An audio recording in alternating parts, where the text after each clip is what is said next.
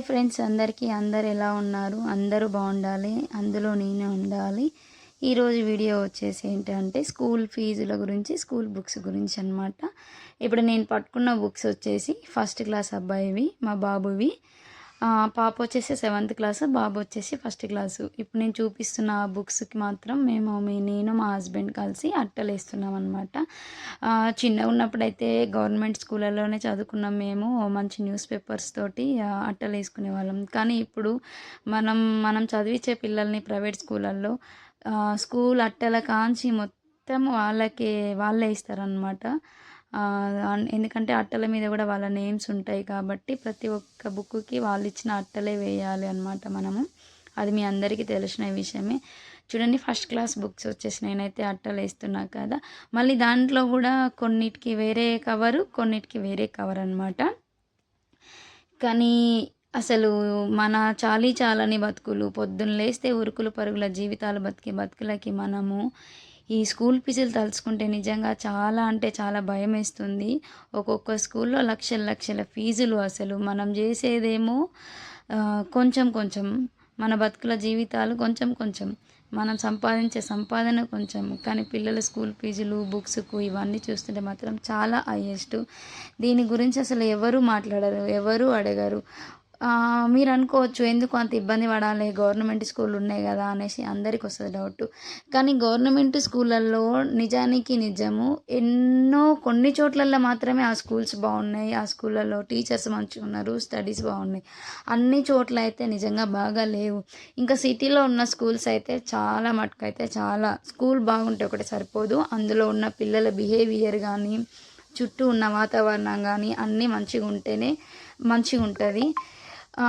మనము అందులలో వేయకపోయడానికి రీజన్ మాత్రం ఇదే. ఇది ఎవరికి ఆశ ఉండదు చెప్పండి? ప్రతి ఒక్క ఎంత చిన్న కూలి పని చేసుకునే వాళ్ళకైనా మనలాగా మన పిల్లలు కాకూడదు, మన పిల్లల్ని కూడా ఒక మంచి స్థాయిలో చూడాలి, మంచి చదువులు ఇవ్వాలి అన్న కోరిక ప్రతి ఒక్క తల్లిదండ్రులకు ఉంటుంది. కాబట్టి మనకు వచ్చే దాంట్లో ఎట్లయినా సరే వాళ్ళకి కష్టపడి కట్టాలి అన్న ఆలోచనే ఉంటుంది. కానీ ఇంత ఎక్కువ అంత ఎక్కువ అనేది ఆలోచించడం చాలామంది పేరెంట్స్ అట్లా తక్కువ అనమాట. కానీ స్కూల్ ఫీజు గురించి అయితే నా ఆలోచన ఏంటంటే, గవర్నమెంటు ప్రతి ఒక్క దానికి ఇంత లిమిట్ అని ఉంది కదా, ఈ స్కూళ్ళల్లో కూడా గవర్నమెంట్ డిసైడ్ చేస్తే బాగుండని నాకు అనిపిస్తుంది. ఈ క్లాస్కి ఇంతే, ఈ క్లాస్ వీళ్ళు ఇష్టం వచ్చినట్టుగా పెంచకుండా గవర్నమెంట్ కూడా ఒక లిమిట్ ఇచ్చి ప్రైవేట్ స్కూళ్ళకి అంతంత ఫీజులు చేయకూడదు, ఇంతే లిమిట్ అని పెడితే బాగుండని నా ఆశ. ఎందుకంటే నాలాంటి పేరెంట్స్ చాలామంది ఉన్నారు, నేను ఒక్కదాన్నే కాదు, ఎంతోమంది ఉన్నారు. కానీ వేలు లక్షలు ఒక్కొక్క స్కూల్లో అయితే పెద్ద ఢిల్లీ పబ్లిక్ అలాంటి వాళ్ళ దాంట్లో అయితే ఇంకా లక్షలే. అసలు ఇంకా మనం లక్షలు పోసి కొనుక్కున్నట్టే ఉంది చదువుని. నిజానికి కొనుక్కున్నట్టే ఉంది. అది 10 రూపాయలు పెట్టైనా 20 రూపాయలు పెట్టైనా చదువుని మనం తెచ్చుకుంటున్నాం అనమాట. అసలు ఇప్పుడు చూడండి, మా బాబు ఫస్ట్ క్లాస్ బుక్స్, మా పాప 7th క్లాస్ బుక్స్ వచ్చేసి ఇద్దరికి కలిపి మళ్ళీ నోట్ బుక్స్ బయటే తీసుకున్న పాపకి, ఇద్దరికి కలిపే స్కూల్ బుక్స్ 10,000 చేంజ్ అయింది. మళ్ళీ స్కూల్ డ్రెస్సులు, టై, బెల్ట్, షూజు, ఇయర్ చిన్నగా అయిపోతూనే ఉంటాయి కదా, మనం మళ్ళీ చేంజ్ చేస్తూనే ఉండాలి. అసలు ఏం బతుకులో ఏమో మనవి. మన జీవితం చూస్తే చాలా పేదరికము, మన కోరికలు చూస్తే చాలా పెద్దవి. ప్రతి ఒక్కరికి ఉంటుంది కోరికలు అనేటివి, ఎందుకుండే చెప్పండి?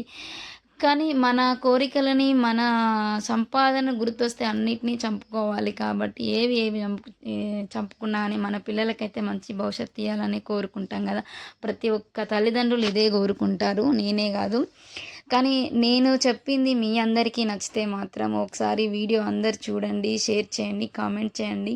నేను కోరుకునేది ఒక్కటే, ప్రభుత్వము మన పేదవాళ్ళ గురించి ఇప్పుడు ఆంధ్రాలో చేస్తుంది కదా, స్కూల్ చదువుకునే పిల్లలకి ఇంత అని. మన తెలంగాణలో కూడా ప్రతి ఒక్క ఇంటికి ఉన్న చదువుకునే పిల్లలకి ఎంతో కొంత గవర్నమెంట్ నుంచి సాయం పొందితే బాగుండు అని నా ఆశ. నా వీడియో నచ్చి ఈ మాట నచ్చిన వాళ్ళందరూ కామెంట్ చేయండి, లైక్ చేయండి, షేర్ చేయండి. తప్పకుండా ఈ వీడియోని ఎక్కువ మందికి షేర్ అయితే ఈ ఆలోచన అందరిలో వస్తుంది. ప్రభుత్వానికి చేరితే కూడా మనకేదో విధంగా సహాయపడవచ్చు అని నేనైతే ఆశిస్తున్నా. ఎందుకంటే అందరము మిడిల్ క్లాస్ వాళ్ళమే చాలామంది ఉన్నాం కాబట్టి మనం చేసుకుంటేనే మన జీవితం గడుస్తుంది కాబట్టి ఒక్కసారి ఆలోచించండి మీరందరూ కూడా. నేను చెప్పింది మీకు నచ్చినట్లయితే వీడియోని షేర్ చేయండి. మనలో ఎంతమంది ఈ వీడియోని ముందుకు తీసుకెళ్తారో కూడా చూద్దాము. చాలామంది అసలు ఇబ్బంది పడుతున్నారు, అందులో నేను ఒకదాన్ని.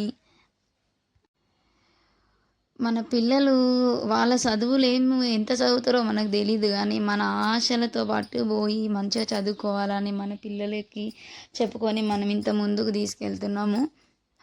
మనం మంచిగా ఉండి వాళ్ళని ప్రోత్సహిస్తేనే వాళ్ళు అనుకున్నది సాధించగలరు. ఏది ఏమైనా ప్రతి ఒక్క తల్లిదండ్రి కోరుకునేది మన పిల్లలకి మంచి భవిష్యత్తు ఇవ్వాలని, వాళ్ళని ఒక ఉన్నత స్థాయిలో చూడాలని ప్రతి ఒక్క తల్లికి ప్రతి ఒక్క తండ్రికి కోరిక కంపల్సరీ ఉంటుంది. కానీ మన బాధలు గుర్తొస్తే మాత్రము అవి తట్టుకోలేము. ఎంత ఏది ఉన్నా కానీ ఏమైనా పిల్లల విషయంలో నెగ్లెక్ట్ చేయకూడదు. మనం ఎలాంటి ఇబ్బందినైనా ఎదుర్కొని వాళ్ళకి మంచి భవిష్యత్తు ఇవ్వాలని ప్రతి తల్లి తండ్రి కోరుకుంటారు. చూడండి, ఇంకా మేమైతే నేను మా ఆయన కలిసి అయితే పిల్లల బుక్స్కి అట్టలు వేస్తున్నాము.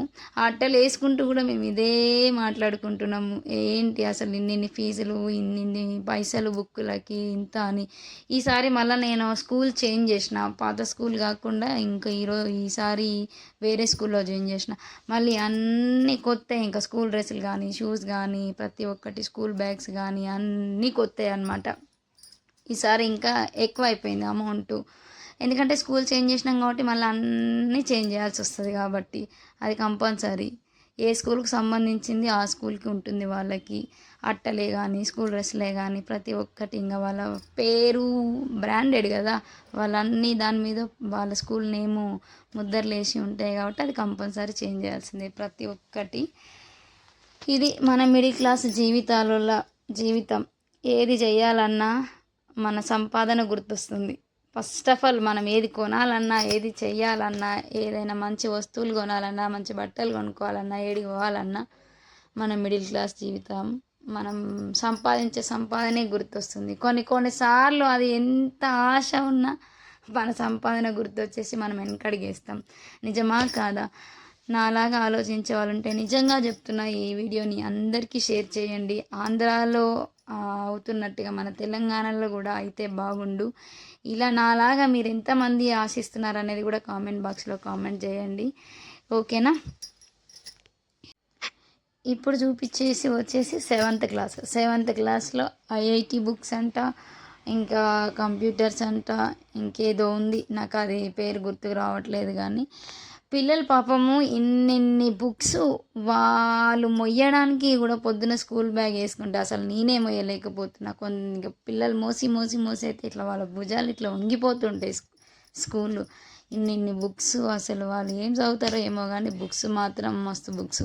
మనం చిన్నగా ఉన్నప్పుడు చదువుకున్నప్పుడు మాత్రం గిన్ని బుక్స్ ఏడున్నాయి. ఏదో సంచి బ్యాగులు, బస్తాలతో బ్యాగులు కుట్టించుకొని తీసుకొని పోయేటోళ్ళం. కానీ ఇప్పుడు పిల్లలకి అట్లా అన్నీ ఉండాలి, బ్యాగులు నీట్గా ఉండాలి, లంచ్ బ్యాగులని లంచ్ బాక్సులని ప్రతి ఒక్కటి పైసాతోనే ముడి. అన్నీ నీట్గా ఉండాలి, అన్నీ ఉండాలి. మనకి ఎక్కడ చిన్నగా ఉన్నప్పుడు సంచుల బ్యాగులు, ఒక 6 పుస్తకాలు ఏమో నోట్బుక్స్ గంతే. ఇప్పుడు హోంవర్క్ అని, క్లాస్ వర్క్ అని, దానికి ఇంకో బుక్ వేరే మళ్ళీ ట్యూషన్స్. ఇంకోసారి మర్చిపోతున్నా, ట్యూషన్స్. స్కూల్ ఫీజులు కాకుండా ఇంకా ఎక్స్ట్రా ట్యూషన్స్ కూడా మళ్ళీ మనం ట్యూషన్స్ పెట్టి ఇవ్వకపోతే ఇంట్లో కూర్చొని చదవరని అదొక బాధ. Tuitions compulsory. అట్లా ఇది అండి మా పిల్లల బుక్స్ అయితే. మొత్తానికైతే ఫస్ట్ క్లాస్కి 7th క్లాస్కి అయితే బుక్స్ కొనేసినాం, అట్టలు కూడా వేసేసినాం అనమాట. ఓకేనా? మీకు వీడియో నచ్చితే కంపల్సరీ లైక్ చేయండి, షేర్ చేయండి, కామెంట్ చేయండి. నేను చెప్పిన మాట మీకు నచ్చితే కనుక, నా ఆలోచన మీ అందరిలో రావాలని అనుకుంటే మాత్రం కంపల్సరీ వీడియో షేర్ చేసి నాలాగా మీరందరూ కూడా ఆలోచించండి. గవర్నమెంట్కి మన స్కూల్ ఫీజుల గురించి ఒకటి పెట్టాలి అనేది, ఇంతనే తీసుకోవాలి, ఇంతనే చేయాలి అనేదాన్ని గవర్నమెంట్ చేస్తే బాగుంటుంది అని నా ఆశ.